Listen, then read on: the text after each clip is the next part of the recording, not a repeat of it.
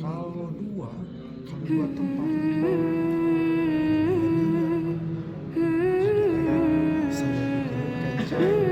pencilin itu ada infak masjid dalam satu kotak, ada 3 bagian, infak masjid sama satu lagi umroh marbit. Itu Umroh Marbot ditulisnya apa? Tulis Umroh Marbot itu gimana? ini kotaknya panjang, ya kan? Ada 3 lubang, tapi disekat. Yang satu infak sedekah buat masjid, ya kan? Nah, di sini misalnya buat apa? Keperluan apa? Yang satu lagi buat umroh para marbot. Masih. Itu banyak masih ngasih. Tapi masalahnya kan di Ciampelas. Iya bukan. Ini saya Kampung. kasih contoh. Apakah di sini tidak bisa dilakukan? Bisa. Dibikin contoh seperti itu. Sekarang tak jawab. Oh iya, bertahan berapa tahun waktu itu? Sampai sekarang masih ada? Di mana? Di sana waktu yang itu Masih sampai sekarang. diteruskan. Ada DKM, ada kantor DKM. Sama yang di jalan apa di Bawah Batu, saya lupa lagi nama jalan. Saya datang ke DKM. Di sini majelisnya gimana, bagus itu majelis taklim. Sering bikin acara, sering pengajian. Akhirnya saya kasih ide buat di DKM-nya pasang spanduk umroh. Misalnya umroh bersama dengan jadi dia pendaftaran umroh. Itu kalau pendaftaran umroh menerima dari travelnya per satu orang paling kecil itu 2 juta satu orang. Sekarang kalau ada daftar 5 orang, Sebentar, gimana? Apanya itu? fee marketingnya. Taruhlah dia yang daftarnya di sini, daftarnya di sini, daftarnya di masjid. Ini hanya tempat untuk daftar aja gitu ya. Iya, daftar. Jadi tapi di sini tersedia travel 1, 2, 3, 4. Misalnya. Travelnya satu aja. Oh, satu aja. Travel satu yang bekerja sama dengan Masjid ini. Cuman kan si travelnya ini harus di screening yang amanahnya yang mana. Jadi kita kerja sama. Jadi nanti kalau ada yang daftar, dia dari saya itu disisihkan 2 juta minimal 2 sampai 4 juta. dari travel itu. Karena dia udah mengupkan tanda kutip ya, tetap dibebankan jamaah ya. Tetap dibebankan jamaah tapi tidak terasa, digimik gitu lah ya. Oh, bagus juga itu Mas. Itu dapat 2 juta. Sekarang kalau daftarnya di sini ada yang 10 udah 20 juta. Misalnya 3 bulan lagi kita mau barang sama Ustaz. Di sini belajar keluarga pada. Kalau ini Mas, kalau itu brilian. Kalau ini bisa ditiru. Tapi kalau yang Kotgum, kalau seandainya saya sampaikan ke pengurus, sampean mau nggak membantu itu? Satu menjelaskan, kedua menaruh. Di sini sebenarnya di Biro Umroh DT, Pusat Mulyadi yang besar. Terus Ustadz Uus kan punya LTI. Sekarang lagi itikaf di sana, lagi bawa jamaah 80 itikaf di itikaf Ramadan. Tapi minimal sampean nanti jadi konsultannya. Sampean kan konsultan umroh. Tadi bilangnya konsultan umroh. Nah, sekarang sampean rumah di sini netap apa? Mau netap kan? Rumah di sini netap kan? Rumah. Nah, kalau netap sampean harus di sini. Oke, kecil. Maksudnya harus ikut membantu di sini apapun. Moral alhamdulillah. Tenaga alhamdulillah. Tapi kalau finansial alhamdulillah juga, karena kita sedang butuh untuk biaya tansi 10 juta per bulan, sama itu mau apa Mas? Mau jebol tangga ke atas jelek banget. Oke Mas ya, maksudnya fastabil khairat. Salam Mas. Ya enggak berharap banyak, tapi maksudnya sesuai, yang penting ya sama minimal jadi di sini banyak ahli-ahli konsultan semua. Tapi kalau misalnya kolaborasi semua dengan kemampuan yang besar dan kecil kan menyatu kan bisa besar kan? Itu lumayan. Masalahnya masjid ini kan dipakai bukan hanya ibaratnya buat hanya sholat aja, pengajian, majelis taklim, ibu-ibu, Itu sudah, bapak-bapak. itu sudah full. Kalau itu sudah full, di sini Mas mohon dibantu. Yang lemah adalah pemberdayaan umatnya belum menyentuh. Artinya ini dari saya sendiri ya, saya merasa di sini masjid sini belum bisa memberdayakan masyarakat sekitarnya untuk sejahtera dari terlilit utang lah, penjol lah dan sebagainya. Nah itu yang paling susah itu. Dan kita kalau dari sisi saya ya, Memang itu susah karena apa? Kenapa jamaah di sini dari jauh-jauh? Karena di sana udah musola, RT 2 udah ada musola, RT 3 udah ada musola, jamaahnya sana. RT 2 udah ada musola jadi masjid. RT 1 udah ada Nurul Iman. Lah di sini itu adalah RT 4 dan RT 5. RT 4 dan RT 5 diisi oleh orang blok A, blok B, Pak Teguh rombongannya. Untuk yang masyarakat asli kan tanda kutip kan. Akhirnya di sini tuh Mas, kebanyakan dari jauh-jauh. Ya sekitar sini ada. Kalau yang rutin dari malah jauh-jauh sama sini. Lah untuk penyumbang terbesar kalau mau dikorek-korek itu sebenarnya bukan jamaah rutin yang tetap orang sini, tapi dari yang safar, mampir. Kalau Jumatan tuh gede-gede itu pasti safar itu. Nah, untuk penyumbang yang kayak misalnya ada TV, ada digital, ada macam ada TAVIS itu networkingnya Pak Teguh, Pak Iskandar dan teman-teman yang lain bukan dari murni dari sini. Malah tokoh di sini, mohon maaf nih. Itu kalau saya lihat Pak Heru yang tahu datanya itu malah kecil sekarang karena mungkin udah merasa dulu wakaf tanah atau gitu ya. Jadi sekarang alhamdulillah ada Pak Teguh, ada Pak Iskandar gitu ya. Kita waktu aktif masih lah sedikit-sedikit ya, nggak tahu tular untuk yang ringan-ringan. Tapi networkingnya, yang penting kan networkingnya kalau dari gitu kan. Nggak jadi masalah, dari luar juga nggak jadi masalah. Betul. Itu Joko Karyan tuh karena networkingnya aja. Itu dikira Ustadz Yazid itu itu kan dia pengusaha juga, networkingnya banyak. Mesinnya juga nggak begitu amat. Karena kita juga punya relasi. Dulu saya masih ngebengkel, saya kan ngebengkel motor besar. Oh, di Bandung. Mekanik. Itu sebelum terjun ke umroh. Kuliah di mana? Di Empat sastra Jepang. Loh, kok jadi bengkel motor Jepang? Ya, mungkin karena saya suka ngotak-ngatik motor gitu. Oh. Jadi saya mau beli motor besar. Oh. Nah, terus bengkel terus? Kehidupan di motor besar itu tahu pergaulannya seperti apa? Ya, Duit. bukan masalah duit aja, kehidupannya nggak benar. Mabok. Oh. Ya, saya nggak munafik. Dan akhirnya saya bosan. Berapa tahun tuh? Ya lumayan. Pegang Harley itu saya sekitar 10 tahun. Oh, lama. Jam 11. Dulu bengkel saya di depan Rumah Sakit Hasan Sadikin di Jalan Mesir kali. Kalau rumahnya orang tuanya di jam 11. Saya lahir di situ, jelas. Dan waktu itu saya tinggal di Sarijadi. Oh, dari Di situ beres dari Harley itu saya lagi jadi malas. Oh. Akhirnya saya sempat nganggur lah dari pekerjaan. Udah keluarga waktu itu? Udah. Oh. Sampai perekonomian tuh down, bawah. Saya butuh uang buat bayar sekolah anak. Saya tidak punya uang. Akhirnya saya nelfon sobat saya mau ngadain jam tangan, kata saya. Oh ya udah, datang aja, nanti ketemuan sama saya di Bank BCA jam sekian di Bank BCA Cicadas. Saya datang, saya kasih jam tangan, saya butuh uang 2 juta, dikasih. Saya lihat kehidupan dia makin agak bagus nih. Lu kerja sekarang udah pakai motor cross, udah bagus lagi. Alhamdulillah, ikutlah gua kerja. Ya udah, ntar datang ke kantor gua. Datang, ternyata travel umroh. Oh, itu teman.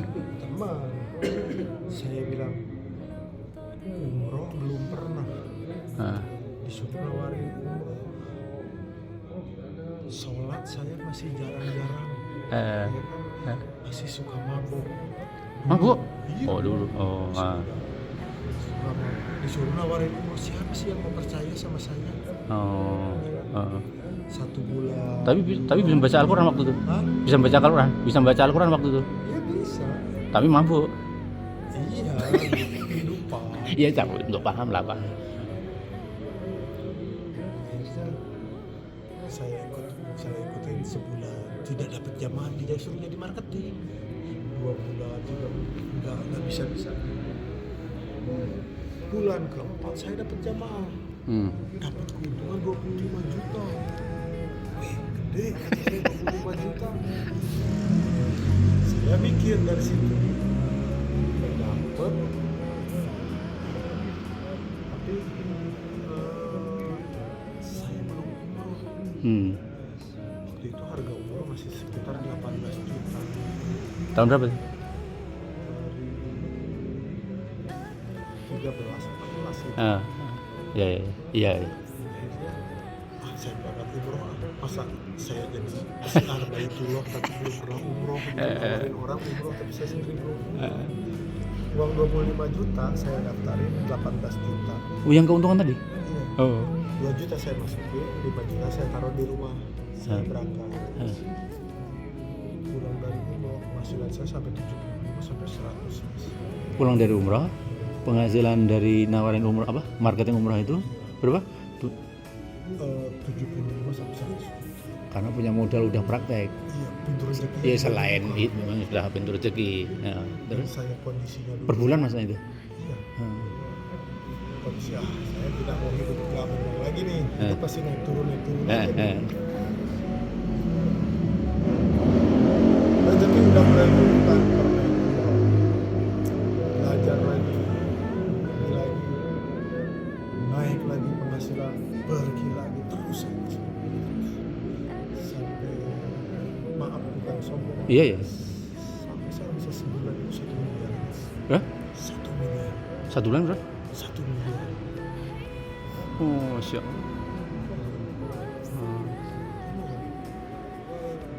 Itu jadi marketingnya temennya tadi? Masih? Ya, saya beli marketing travel umroh karena yang saya sasar itu bukan perorangan, instansi. Saya menciptakan marketing lagi di bawah. Saya ciptain.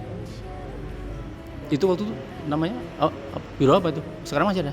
Udah nggak ada. Penghasilan saya besar. Cuma ya itu sama daya hidup sama namanya manusia punya hawa nafsu. Kehidupan mulai tinggi, labil gaya hidupnya saya.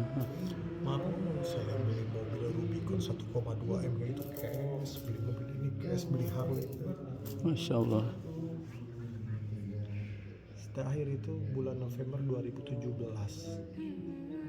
saya minta 1.200 jamaah dalam 1 bulan.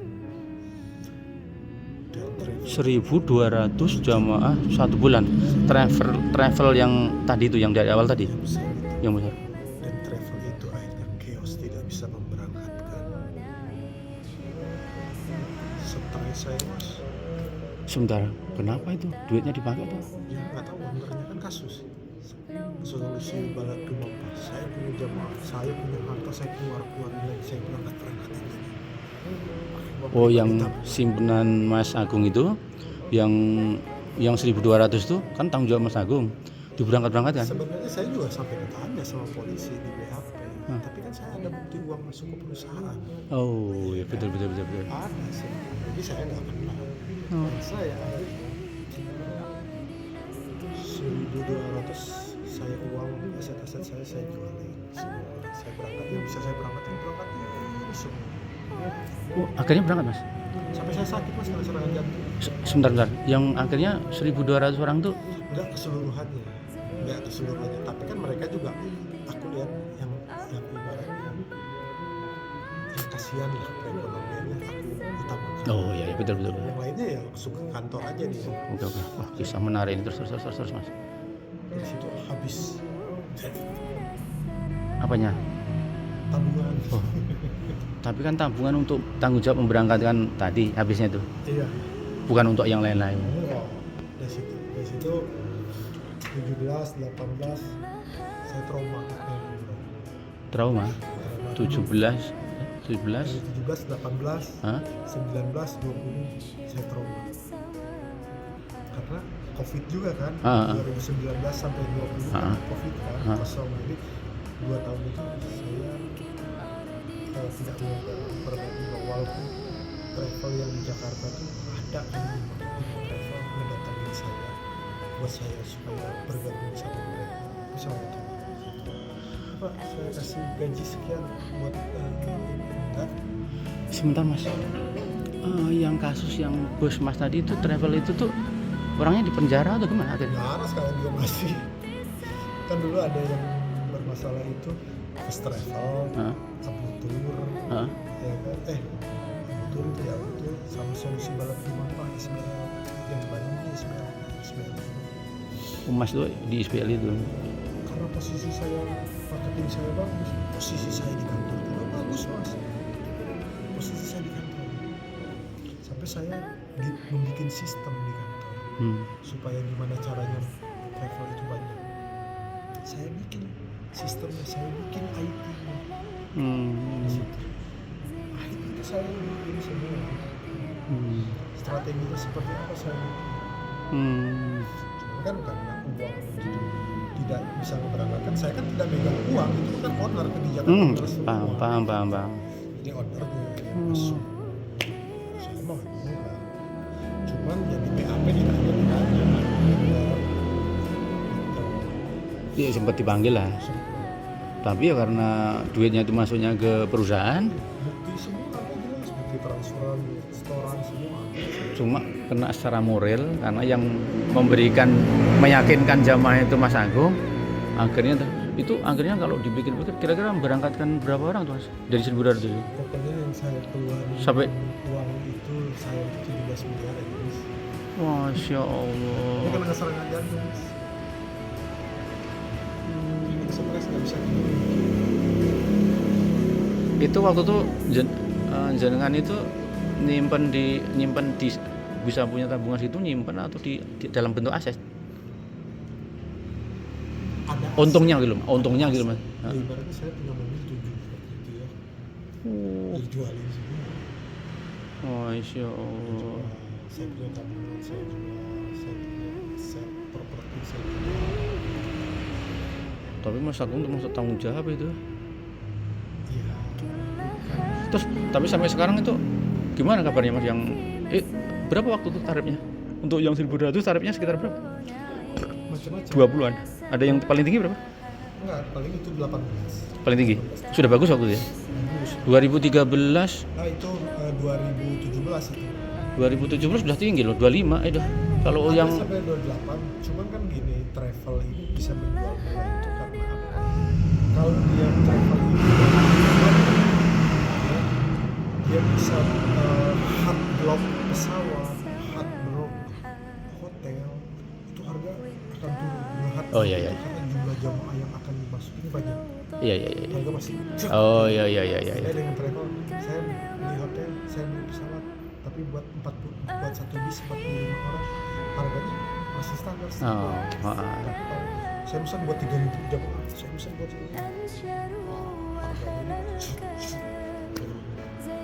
ya lumayan lah. Di bengkel Harley itu saya sekitar 10 tahun. Oh lama. Jam 11. Dulu bengkel saya di depan Rumah Sakit Hasan Sadikin di Jalan Pasir Kali. Kalau rumahnya orang tuanya di jam 11. Saya lahir di situ, Ciamplas, cuman waktu itu saya udah tinggal di Sarijadi. Oh, dari jam. Nah, dari situ beres dari Harley itu saya tuh karena agak kesal. Harley itu orang-orang kaya, tapi selalu meremehkan kalau membayar. Besok saya bayar, tapi nggak dibayar gitu. Pas ditagih lagi, jadi malas. Oh. Akhirnya saya sempat nganggur lah jadi pekerja. Udah keluarga waktu itu? Udah Oh. sampai perekonomian itu down. Saya butuh uang buat bayar sekolah. Saya tidak punya uang. Akhirnya saya telepon sobat saya mau gadai jadi kamar. Oh ya udah datang aja, nanti ketemuan sama saya di Bank BCA jam sekian di Bank BCA Cicadas. Saya kasih jam tangan, uang dari kami dikasih. Saya lihat kehidupan dia makin agak bagus nih. Dia kerja sekarang udah pakai motor cross, udah bagus lagi.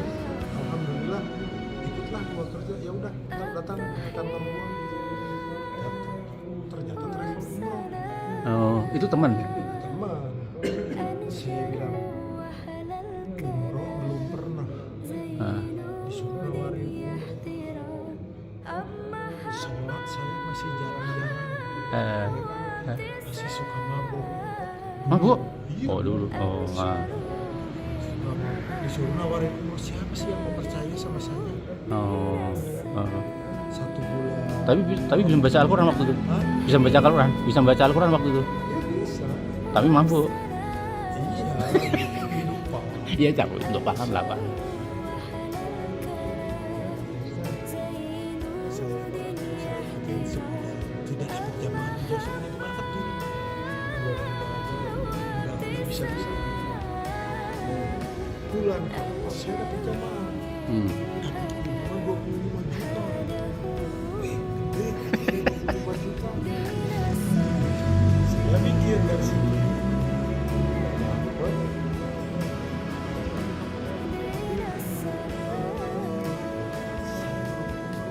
Waktu itu harga umroh masih sekitar 18 juta.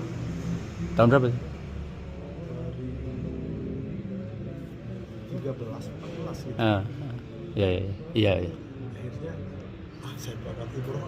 Masa saya jadi siar Baitullah tapi belum pernah umroh, ditawarin orang umroh tapi saya sendiri belum. Uang 25 juta saya daftarin 18 juta. Yang keuntungan tadi? Iya. Oh. 2 juta saya masukin, 5 juta saya taruh di rumah. Saya berangkat. Pulang dari umroh, penghasilan saya sampai 70 sampai 100. Pulang dari umrah, penghasilan dari nawarin umrah apa? Marketing umrah itu berapa? 75 sampai 100. Karena punya modal udah praktek. Iya, pintu rezeki. Iya, selain itu memang sudah pintu rezeki. Nah, terus Saya kondisinya per bulan masa itu?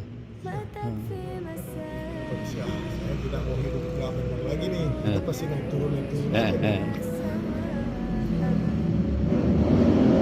Rezeki udah mulai berputar,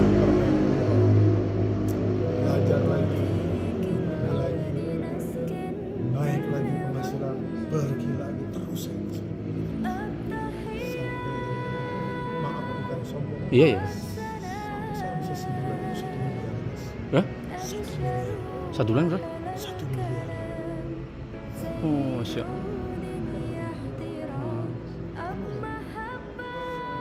Itu jadi marketingnya temennya tadi? Masih? Iya, saya di marketing travel umroh karena yang saya sasar itu bukan perorangan, instansi bisa. Saya menciptakan marketing lagi di bawah. Saya ciptain. Itu waktu itu namanya biro apa itu? Sekarang masih ada? Udah nggak ada. Ya, penghasilan saya cuma ya itu sama gaya hidup sama namanya manusia punya hawa nafsu. Kehidupan mulai tinggi, stabil. Gaya hidupnya. Maaf, saya ikut 1,2 M, beli haru. Masya Allah.